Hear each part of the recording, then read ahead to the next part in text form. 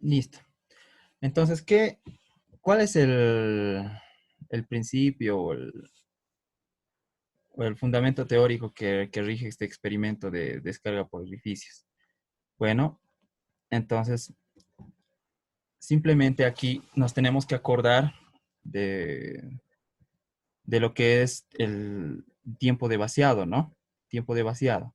Aquí nosotros sabemos que el fluido, que en este caso es un líquido,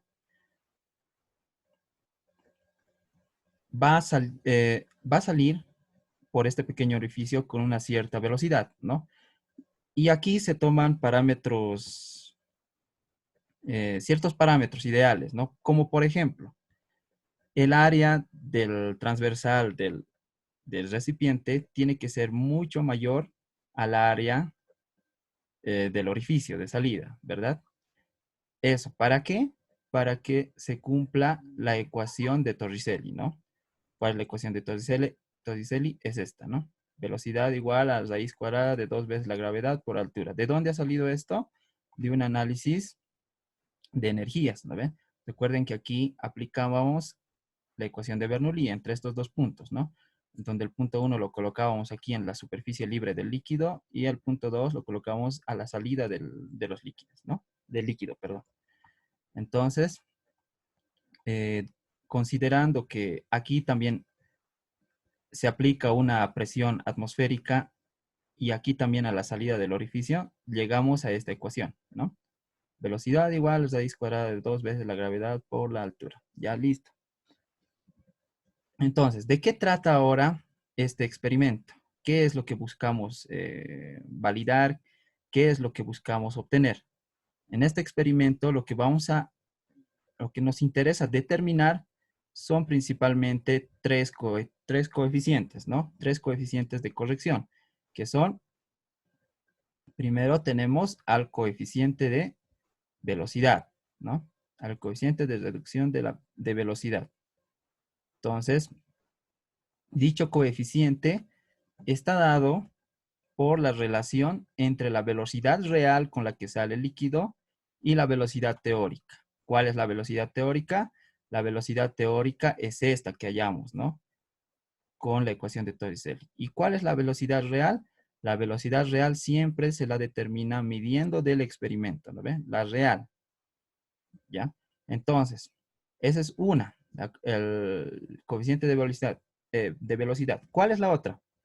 La otra es el coeficiente de contracción, ¿no?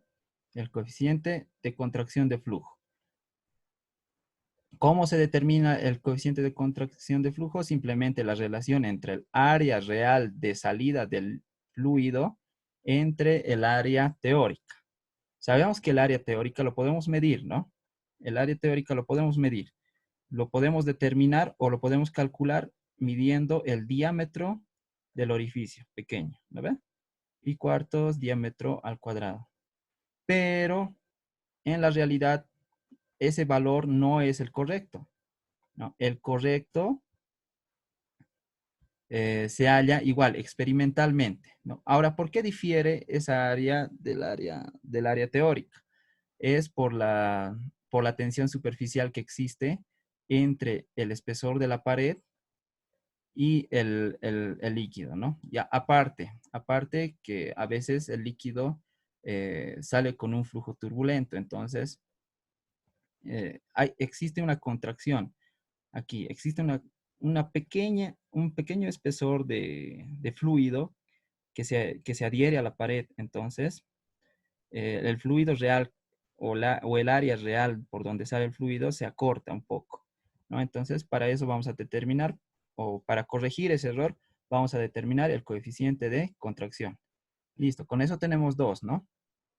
Y el tercero es el coeficiente de descarga. Bien, este coeficiente de descarga lo vamos a determinar eh, bueno, sale de una ecuación, ¿no? Sale del análisis de eh, balance de materia, ¿no? Sabemos que aquí en nuestro recipiente el caudal es constante. ¿A qué me refiero? a que el caudal de entrada tiene que ser igual al caudal de salida. No existe acumulación aquí dentro del recipiente, ¿ya? Por lo tanto, de ahí partimos, ¿ya? Entonces, nosotros sabemos, aquí explicando un poco esta ecuación, que el caudal es igual a menos diferencial de volumen respecto del tiempo. Ahora, aquí, ¿por qué menos? Menos diferencial de volumen, porque este volumen que teníamos inicialmente va a ir reduciendo, ¿no? Es por eso el signo negativo, ya. Después, sabemos que el caudal también es la velocidad por el área de salida, ¿no? Este punto podemos medir el caudal. Y eso es igual a la velocidad, que es raíz cuadrada de 2 veces gravedad por la altura, hasta ese punto de análisis, por el área de salida. Listo. Entonces tenemos esas dos ecuaciones, ¿no? Podemos igualarlas.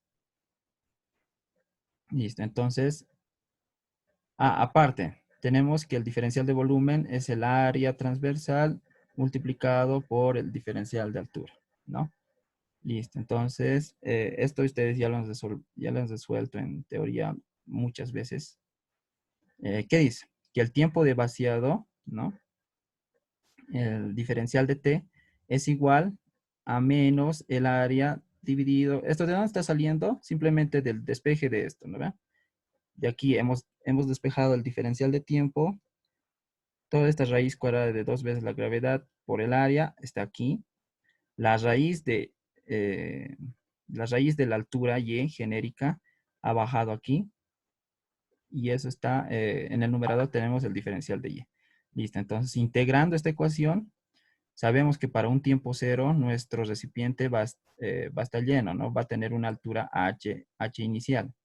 Y para un tiempo t, nosotros vamos a tener una altura h, ¿no? Genérica. Listo. Entonces, integrando esa ecuación, tenemos esto. Aquí tenemos, aquí está. Este igual. Ya, entonces tenemos que el tiempo es igual a 2 veces el área multiplicado por h elevado a un medio menos h minúscula elevado a un medio. Donde h, ¿qué es? H es la altura de fluido, de líquido total que teníamos en un inicio, ¿no?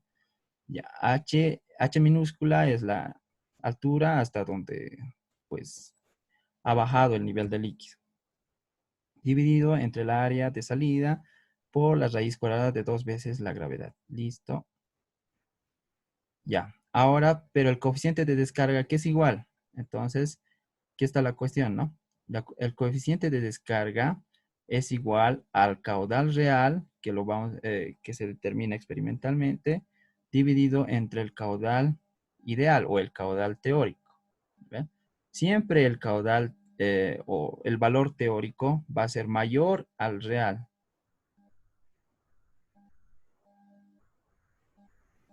¿Ok? Bueno, en este caso, ya, en este caso, hay casos en que no. Hay casos en que no, entonces tal vez me pueden disculpar esa palabra de siempre, ¿no? Entonces hay casos en que no se da eso, que el caudal teórico es mayor siempre, ¿no? Hay casos, hay casos. Ya, entonces sabemos nosotros que el caudal es volumen sobre tiempo, ¿no? Pero como estamos hablando de un caudal real, vamos a hablar bueno, tenemos el mismo volumen, pero dividido entre un tiempo real, que lo vamos a medir con un cronómetro. El caudal teórico ya sabemos que es el volumen sobre el tiempo. Este tiempo ya lo hemos determinado aquí. Es todo esto, esta ecuación 7. Esto de aquí. Ya, listo. Entonces luego, ¿qué hacemos? Los volúmenes se simplifican. El tiempo teórico pasa como numerador y el tiempo real pasa como denominador. Entonces sabemos que el tiempo teórico queda igual a toda esta expresión, que es 2 veces a multiplicado por h elevado a un medio menos h minúsculo elevado a un medio dividido entre a raíz de 2g, ¿no? Pero multiplicado ahora por el tiempo real. Entonces, de esta manera, con esta ecuación vamos a poder determinar nuestro coeficiente de descarga. Y entonces ya tenemos tres cosas que tenemos que determinar. Primero, vamos a ver las tres ecuaciones. ¿Dónde? Allá. Entonces, para el coeficiente de contracción es el área real dividido entre el área teórica. Para el coeficiente de velocidad, hemos dicho que es la velocidad real entre la velocidad teórica. Listo. Y para el coeficiente de descarga es esta ecuación. Esta es la que nos interesa ahora, ¿ya? Ahorita es esta la que nos interesa. ¿Por qué? Existe una relación entre el coeficiente de descarga, entre el coeficiente de velocidad y el coeficiente de contracción. A ver. Aquí está. El coeficiente de contracción lo vamos a determinar eh, dividiendo el coeficiente de descarga dividido entre el coeficiente de velocidad. El coeficiente de descarga lo vamos a determinar, hemos dicho, con esta ecuación 9, ¿no? Y el coeficiente de velocidad lo determinamos con esta ecuación 16. ¿Ya? ¿De dónde salió esta ecuación 16? Simplemente es de un análisis cinemático, ¿no?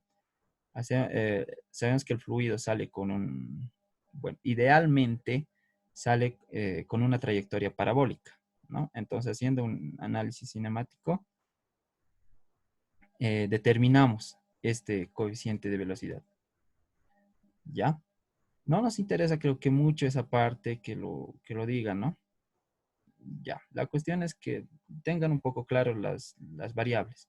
Ya, entonces, para el coeficiente de descarga, ¿qué necesitamos medir? Ya, esto es lo que ya necesitamos medir. Ya hemos hecho todo el análisis matemático, bla, bla, bla.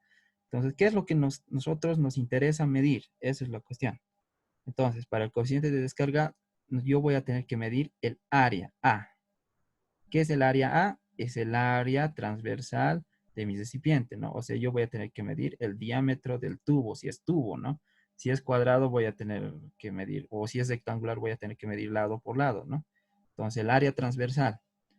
Después, ¿qué voy a tener que medir? La altura inicial que tenía de líquido, ¿no? Hasta dónde yo he llenado inicialmente mi líquido, ¿vale? H mayúscula. Después, ¿qué voy a medir? H minúscula. O sea, después de un cierto tiempo, yo voy a destapar este huequito del orificio y mi nivel de fluido o de líquido va a descender, ¿no? Hasta una altura H minúscula, ¿no? Entonces ya voy a tener una medida, ¿no? Después, ¿qué voy a medir? Voy a medir ese tiempo en que ha tardado en llegar desde H mayúscula hasta H minúscula. Ese es el T sub R, ¿no? El tiempo que tarda en vaciarse, digamos, hasta esa altura.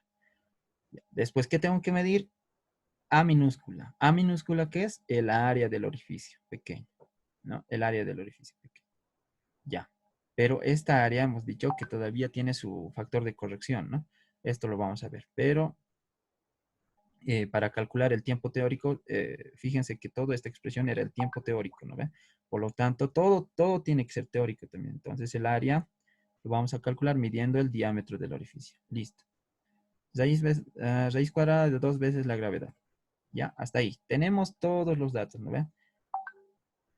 Ya podemos determinarnos. Está fácil de medir. Ya es medible. Entonces, bien. Entonces, ya tenemos el coeficiente de descarga.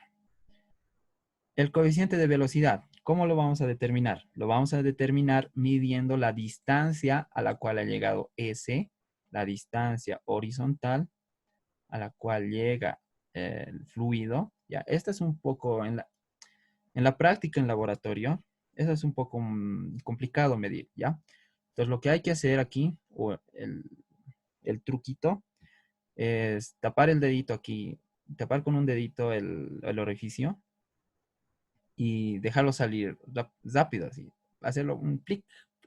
Entonces vamos a tener tiempos T sub R muy pequeños, ¿ya? Eso es lo que hacíamos en laboratorio, ¿ya? O cuando estaba en laboratorio. Entonces, para determinar esta S con mayor exactitud, entonces lo que hacíamos es destapar un ratito el orificio y ¡plá! Esto salía con una velocidad máxima, digamos, ¿ya? Entonces llegaba, ¡plá! Entonces medíamos esa distancia S hasta el punto máximo al cual ha llegado, ¿ya? Listo. Esa S es esa. Dividido entre 2 veces raíz cuadrada de h por L. ¿Qué es h? H es otra vez la altura que teníamos antes de destapar el huequito. ¿Ya? Y L es la altura medido desde el piso o desde la parte más baja donde llega el chorro de agua hasta el orificio. ¿Listo? Ese es L. Bien. Entonces con eso ya tenemos el coeficiente de descarga y el coeficiente de velocidad. Así lo vamos a determinar en los cálculos, ¿ya? Listo. Y el coeficiente de contracción es como ya les había dicho, simplemente la división. Ya, listo. Ahora nos vamos a formular la hipótesis. ¿Listo? Ya. Entonces, ¿qué es lo que, digamos, para qué se hace esta formulación de hipótesis? Para lo cual se hace es para poder validar nuestro, nuestro recipiente, ¿ya? Para poder validar y poder utilizarlo así como una réplica, ¿ya? Como una réplica. ¿De qué? De un medidor, puede ser esto un medidor de caudal, puede ser un medidor de salida del líquido, ¿ya? Porque imagínense, no puede ser, puede ser un líquido diferente de agua, digamos, ¿no? Puede ser, no sé, aceite, entonces podríamos determinar esa velocidad de salida, ¿ya? Porque es diferente para ciertos líquidos. Entonces, la hipótesis se hace para eso, para poder validar algo. Entonces, aquí, a partir de nuestra ecuación que hemos hallado aquí arriba del coeficiente de descarga, la ecuación 9, nosotros vamos a despejar el tiempo real, ¿ya? Y lo vamos a volver una variable independiente, ¿ya? Una variable, perdón, dependiente sería en este caso, ¿no? Dependiente. Ya. Suponiendo como constante k, dice, entonces de aquí, de esta misma ecuación, vamos a hacer un cambio de variable, digamos, a la constante k. Entonces, todos aquellos parámetros que son constantes, como cuáles, el área no va a variar, el área del orificio no varía, la gravedad no varía y el coeficiente de descarga tampoco va a variar. ¿Por qué no va a variar este coeficiente de descarga? Porque es un coeficiente, pues. Ya. Entonces tenemos una constante, k en este caso. Y como variable independiente vamos a tener la altura, ¿ya? Las alturas. Entonces z va a ser en este caso raíz cuadrada de h menos la raíz cuadrada de h sub i, ¿ya? ¿Qué es la raíz cuadrada de h? Simplemente la raíz cuadrada del nivel o de la altura inicial que teníamos antes de tomar el tiempo, ¿no? La altura de partida lo vamos a decir, ¿ya?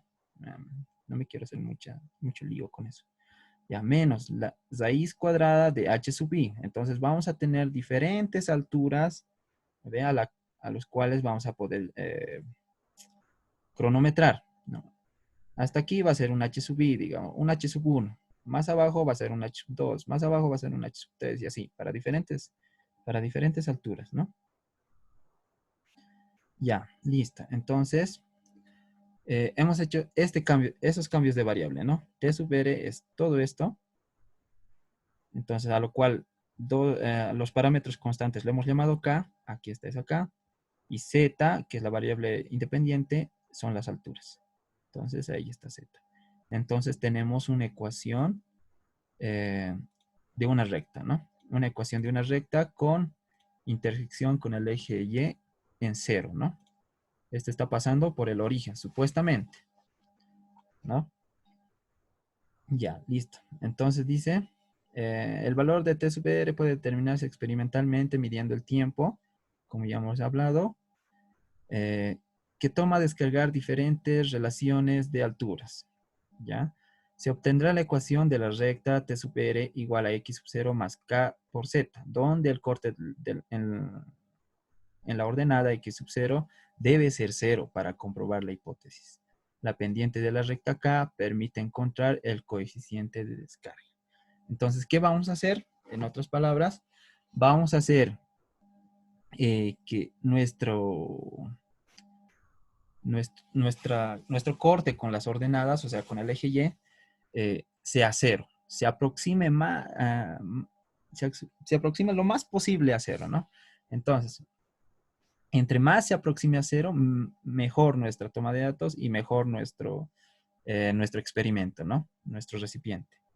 Ya, listo. ¿Qué otra cosa vamos a hacer? Vamos a determinar la pendiente. Entonces, dos cosas estamos aquí, vamos a hacer, ¿no?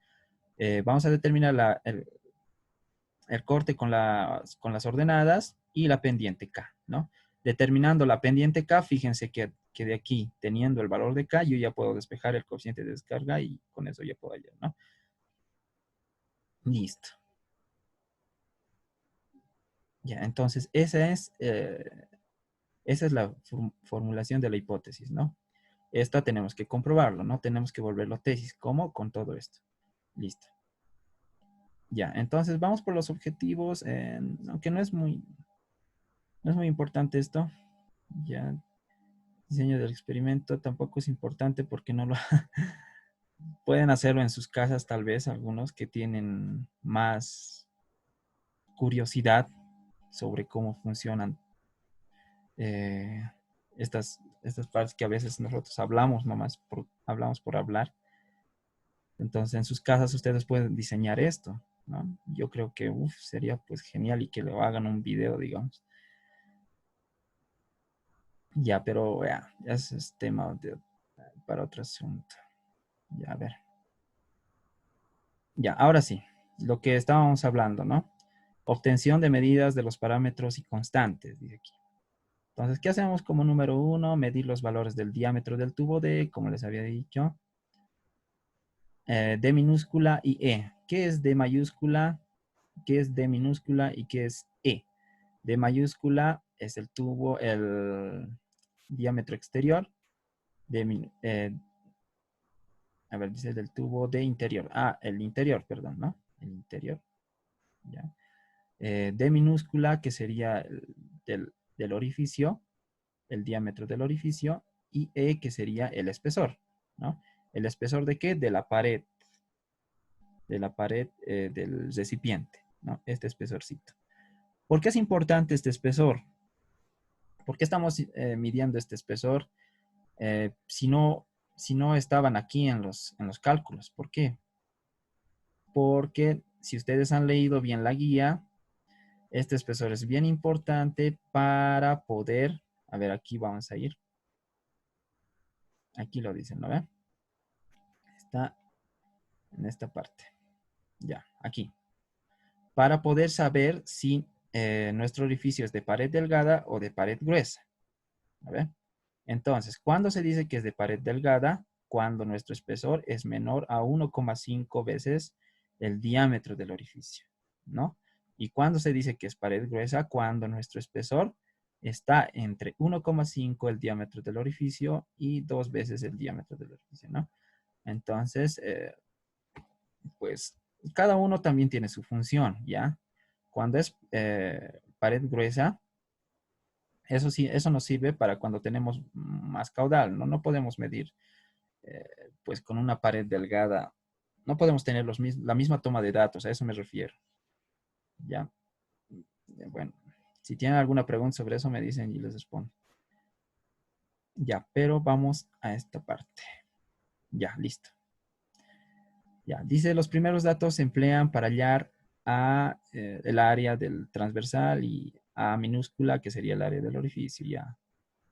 Esto ya lo sabemos. A ver, dice otro, de marcar con cinta los valores de H y de los distintos H sub I, como se muestra en la figura 6. Se tendría, entonces ya, como les había dicho, ¿no? Tendríamos una altura de líquido inicial y una altura H minúscula hasta donde va a bajar el nivel de líquido, ¿no? Para un cierto tiempo T sub R. Listo. Después, ¿qué hacemos? Medimos la distancia L que necesitamos, ya les había dicho. Marcar el origen O del sistema de coordenadas con ayuda de una plomada. Claro, necesitamos esta O para poder luego medir las S, ¿no ven? Ya, ¿qué más? Ya, ahora sí, esto es lo importante, ¿no? Esto es lo importante para poder realizar el experimento. Obtención de medidas para determinar el coeficiente de descarga. Ya, esto ya lo hemos hablado en realidad. Ya lo hemos hablado eso. Para determinar el coeficiente de velocidad. Ya, también ya lo hemos hablado. Ahora sí, vámonos aquí directamente. Presentación de resultados y cálculos. Ya lo que nos interesa. Bien, el coeficiente de descarga. Vamos a calcular esta relación. Vamos a calcular Z sub I. ¿Por qué Z sub I? Porque nosotros vamos a tener diferentes alturas H sub I. ¿No ven? Eso es lo que nos está dando en nuestra hoja de datos, ¿no? A ver, vamos a revisar la hoja de datos que mandó el ingeniero. Aquí está. Entonces, aquí dense cuenta que el ingeniero ya les ha mandado ya la resta calculada. O sea, aquí no tienen que hacer nada prácticamente.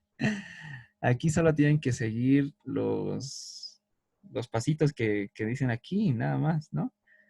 A ver, como ya tenemos raíz de h menos raíz de h sub i, ya tenemos los z sub i. Entonces, prácticamente esto de aquí ya es z sub i. No tenemos que hacer el cálculo, ¿no? Ya, entonces, ya, para hacerlo con ustedes, para que no nos estemos hueveando, perdón, la palabra, a ver, vamos a hacer, mucha nomás, ya. Vamos a colocar aquí una columna de z sub i, vamos a hacer esa grafiquita, ¿ya? Entonces, tenemos que saber manejar Excel por obligación casi. Al final todo se resume en Excel, chicos. En vano están pasando ecuaciones diferenciales. No, mentira. Ya, luego vamos a tener una variable dependiente y una variable independiente, ¿no? Hemos dicho que la independiente es el tiempo. Entonces aquí vamos a colocar TSUPR, digamos. Entonces aquí, ¿qué tenemos? Tenemos varias mediciones, ¿no? 1, 2, 3, 4, 5, 6. 6 medidas. Entonces aquí vamos a... Ya, aquí vamos a colocar así. Número de medidas n. 1, 2, 3, 4, 5, 6. Listo. Z sub i. Tenemos para la medida 1 tenemos 0,513. Ya, esa sería nuestra medida 1 y le corresponde un tiempo de 12,335. Ya, ¿en qué unidades estará? ¿En qué unidades está esto? Centímetros. Estará correcto, centímetros. Centímetros a la 1/2, yo creo, ¿no? Ya, este está mal. Este tiene que estar al cuadrado. A ver, veremos esto un ratito. Z sub i está en centímetros. Aquí debe estar.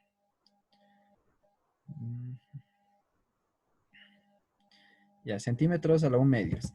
Ya, este está mal. No es centímetros. Es centímetros a la 1/2. Ya, listo. Entonces seguiremos copiando. Vamos a hacerlo más rapidito. 1,056.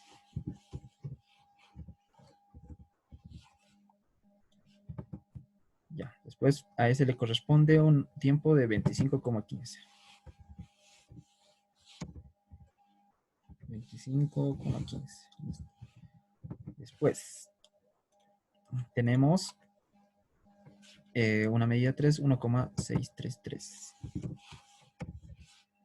Ya, chicos, mientras yo hago esto, ustedes pueden ir haciéndome Si preguntas. gusta que le dicte.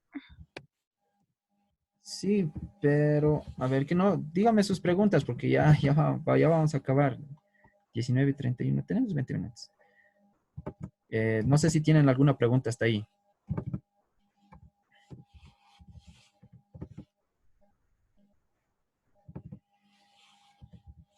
Han tenido, no sé, creo que uno de sus compañeros me ha hablado por WhatsApp y no entendía alguna, algunas cosas que se hacían en los cálculos. Entonces quiero que ahorita me digan cuáles son esos problemas que ustedes tienen o que tal vez no entienden y estamos haciendo muy mecánicamente.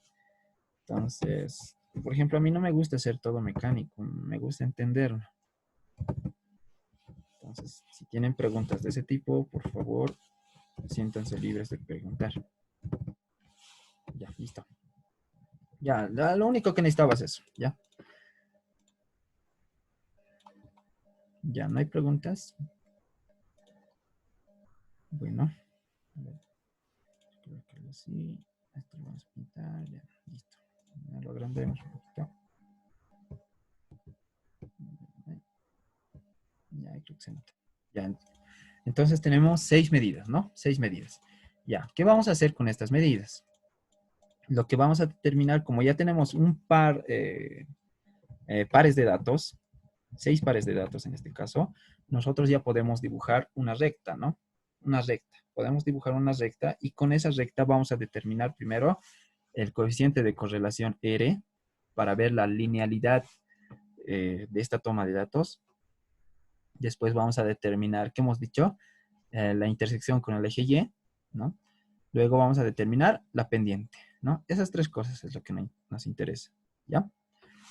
Bien, entonces, a ver, si me acuerdo.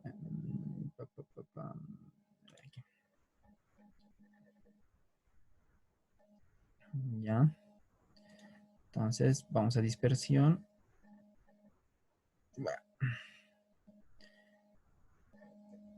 ¿Cuál era? Este. Vamos a marcar todo esto. Bueno, ya se marcó, pero yo solo quiero esto de acá. Aquí vamos a ir a clic derecho y le damos a seleccionar datos. Ya. Vamos a quitar todo esto. Ya. Rango de datos. Necesitamos el rango de datos. Aquí es muy importante saber cuál es variable dependiente y cuál es variable independiente. La dependiente sería, en este caso, el tiempo. ¿Correcto? Ya. A ver. Aquí lo tengo. Ya, aceptar. No.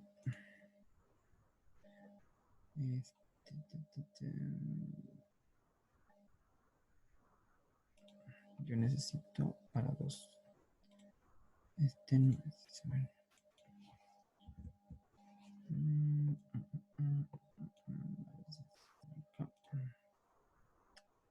No, no me está dando esto. Entonces no era eso.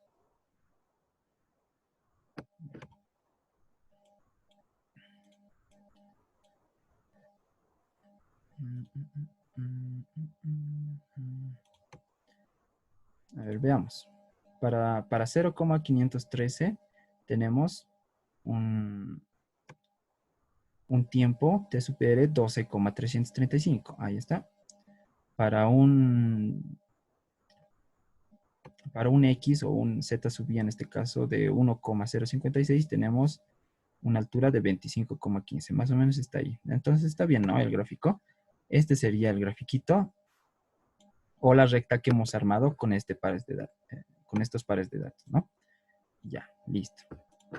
Ahora sí, vamos a determinar lo que es la pendiente, la intersección con el eje y el coeficiente de correlación R, ¿ya? Entonces, para la, para la pendiente, entonces vamos a escribir igual pendiente. Entonces le damos y nos está pidiendo un valor conocido de Y y un valor conocido de X. Valor conocido de Y es nuestros datos en el eje Y, que es el tiempo en este caso. Ya, hacemos punto y coma y nos vamos a los valores conocidos en X, que serían en este caso las alturas. ¿Listo? Entonces, nos ha dado una pendiente. Aquí le vamos a colocar pendiente de 23,22. ¿Listo? Eso vale, en este caso, K, ¿no ve? Recuerden que la pendiente lo hemos denominado K. K minúscula. Listo. Ahí está, la pendiente.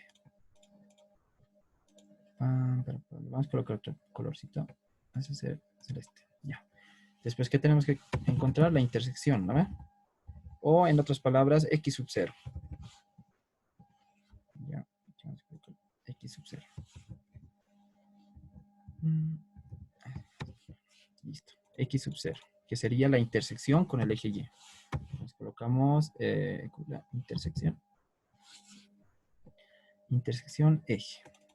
Ya, igual nos piden, ¿no? Valor conocido de Y, que es nuestros valores en el eje Y. Hacemos punto y coma.